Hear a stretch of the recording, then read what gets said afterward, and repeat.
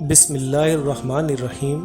السلام علیکم ناظرین، اللہ تعالیٰ نے جنت انسانوں اور بالخصوص مسلمانوں کے لیے بنائی ہے، مگر بعض روایت کے مطابق دنیا میں کچھ ایسے مخصوص جانور بھی گزرے ہیں جو اللہ کے مقرب بندوں کے ساتھ نسبت کی وجہ سے کل بروز محشر اللہ کے حکم سے جنت میں جائیں گے۔ ناظرین، وہ کون سے 10 جانور ہوں گے جو جنت میں جائیں گے، یہی آج کی ویڈیو کا موضوع ہے۔ ویڈیو میں آگے بڑھنے سے پہلے اگر آپ ہمارے چینل پر نئے ہیں تو برائے مہربانی ہمارا چینل ہسٹری اینڈ انفارمیشن کو سبسکرائب کریں، جہاں آپ کو بالخصوص اسلامی ہسٹری اور دنیا بھر کی منفرد معلومات ملتی رہیں گی۔ نمبر 1، حضور اکرم صلی اللہ علیہ وآلہ وسلم کی اونٹنی قصوہ۔ یہ وہی اونٹنی تھی جس پر سوار ہو کر نبی کریم صلی اللہ علیہ وآلہ وسلم مدینہ منورہ کی جانب ہجرت فرمائی تھی۔ یہی وہ اونٹنی بھی ہے جس کے اوپر میدان عرفات میں واقع ایک پہاڑ جبل رحمت، جسے جبل عرفہ بھی کہا جاتا ہے، میں نبی کریم صلی اللہ علیہ وآلہ وسلم نے جمعۃ الوداع کے موقع پر خطاب بھی کیا تھا۔ میدان عرفات میں جس جگہ یہ اونٹنی کھڑی ہوئی تھی وہاں ایک سفید لوح نصب ہے۔ ناظرین، روایت کے مطابق آپ صلی اللہ علیہ وآلہ وسلم قصوہ سے بڑی محبت کرتے تھے، اور کل بروز قیامت جب نبی کریم صلی اللہ علیہ وآلہ وسلم شان و شوکت کے ساتھ جنت میں داخل ہوں گے تو آپ اپنی اسی اونٹنی قصوہ پر سوار ہوں گے۔ یوں آپ سے نسبت کی وجہ سے جنت میں سب سے پہلے داخل ہونے والا جانور قصوہ اونٹنی ہوگی۔ نمبر 2، اصحاب کہف کا کتا۔ ناظرین، اصحاب کہف کے کتے کے حوالے سے بہت سی روایات میں آتا ہے کہ وہ بھی جنت میں داخل کیا جائے گا۔ اصحاب کہف جب دقیانوس سے بھاگ کر دوسرے ملک گئے تو ان کے ساتھ ایک کتا بھی تھا جو ان کے پیچھے پیچھے جا رہا تھا۔ روایات میں آتا ہے کہ اصحاب کہف نے بہت کوشش کی کہ وہ کتا ان کا ساتھ چھوڑ دے، مگر اس کتے نے ان کا ساتھ نہیں چھوڑا۔ ان کو ڈر تھا یہ کتا بھونکے گا اور ہم پکڑے جائیں گے، مگر وہ کتا خاموشی سے چلتا رہا، اور جس غار میں وہ سوئے وہ کتا بھی غار کے دہانے پر سو گیا، اور ان اصحاب کہف کے ساتھ وفاداری کی وجہ سے اس کتے کو تاریخ میں کافی مقام حاصل ہے، اور اس کے حوالے سے روایات میں آتا ہے کہ کل بروز محشر جنت میں داخل کیا جائے گا۔ نمبر 3، حضرت سلیمان علیہ السلام کا ہدہد۔ ناظرین، حضرت سلیمان علیہ السلام پوری دنیا کے حاکم اور حکمران تھے، اور آپ کا حکم انسانوں بلکہ چرند پرند اور جنوں پر بھی چلتا تھا۔ حضرت سلیمان علیہ السلام نے پیغام رسانی اور پانی تلاش کرنے کے لیے ایک پرندہ ہدہد مقرر کر رکھا تھا جو آپ کے ساتھ چلتا تھا۔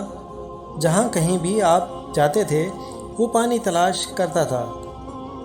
اس ہدہد کے حوالے سے بھی یہی کہا جاتا ہے کہ وہ بھی اللہ کے رسول اور نبی کے ساتھ نسبت کی وجہ سے کل بروز قیامت جنت میں ڈالا جائے گا۔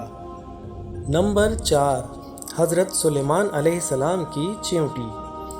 ناظرین، اس چیونٹی کا ذکر قرآن کریم فرقان حمید میں بڑی تفصیل کے ساتھ موجود ہے، بلکہ اللہ رب العزت نے اس چیونٹی کے حوالے سے پوری سورت سورہ نمل نازل فرمائی ہے۔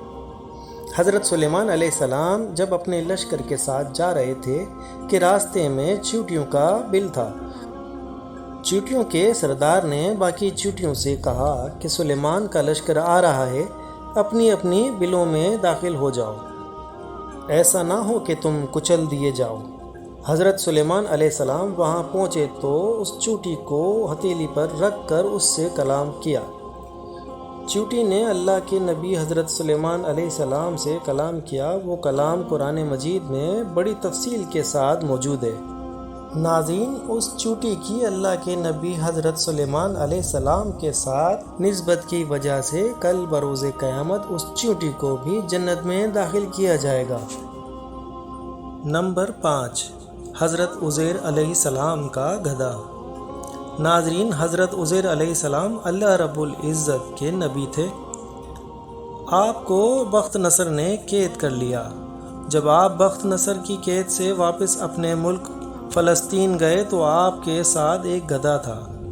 اللہ رب العزت نے آپ کا اور آپ کے گدھے کا ذکر قرآن پاک کی فرقان حمید کی سورہ بقرہ میں ارشاد فرمایا ہے۔ ناظرین، اس گدھے کے حوالے سے بھی روایات میں آتا ہے کہ وہ بھی حضرت عزیر علیہ السلام کے ساتھ نسبت کی وجہ سے کل بروز قیامت وہ بھی جنت میں داخل کیا جائے گا۔ نمبر 6، حضرت یونس علیہ السلام کی مچھلی۔ ناظرین، حضرت یونس علیہ السلام اپنی قوم کو عذاب نازل ہونے کا بتا کر وہاں سے چلے گئے۔ راستے میں ایک کشتی میں سوار ہوئے اور طوفان آ گیا اور کشتی ڈوبنے لگی۔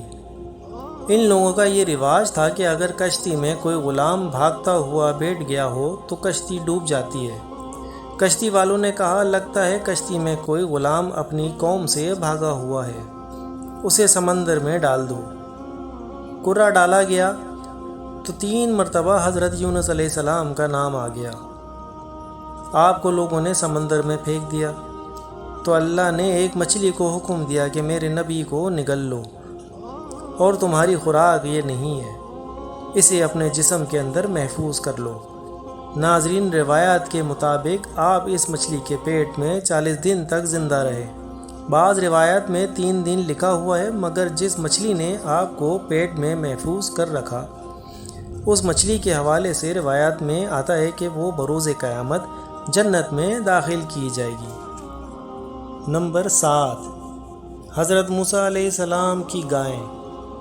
ناظرین، اس گائے کا ذکر قرآن مجید فرقان حمید میں بڑی تفصیل کے ساتھ موجود ہے۔ سورہ بقرہ اسی گائے کے نام پر ہے۔ بنی اسرائیل کے لوگوں نے ایک قتل کر دیا تھا۔ موسیٰ علیہ السلام نے اللہ کے حکم سے ان کو ایک موٹی تازی پیلی گائے ذبح کرنے کو کہا اور اس کے گوشت کا ٹکڑا لاش پر مارا گیا۔ اس شخص نے زندہ ہو کر قاتل کا نام بتایا اور پھر مر گیا۔ ناظرین، جو مخصوص گائے ذبح کی گئی تھی وہ جنت میں جائے گی۔ نمبر 8، حضرت اسماعیل علیہ السلام کا مینڈھا۔ ناظرین، جب اللہ رب العزت نے حضرت ابراہیم علیہ السلام کو ان کے بیٹے حضرت اسماعیل علیہ السلام کو اللہ کی راہ میں قربان کرنے کا حکم دیا تو آپ اپنے بیٹے کو ذبح کرنے لے گئے۔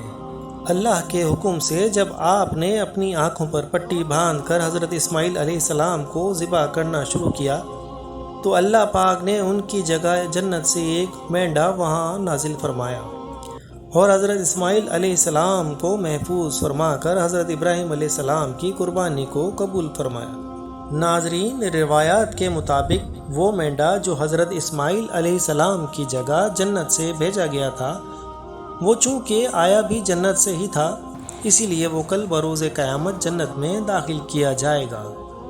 نمبر 9، حضرت ابراہیم علیہ السلام کا بچڑا۔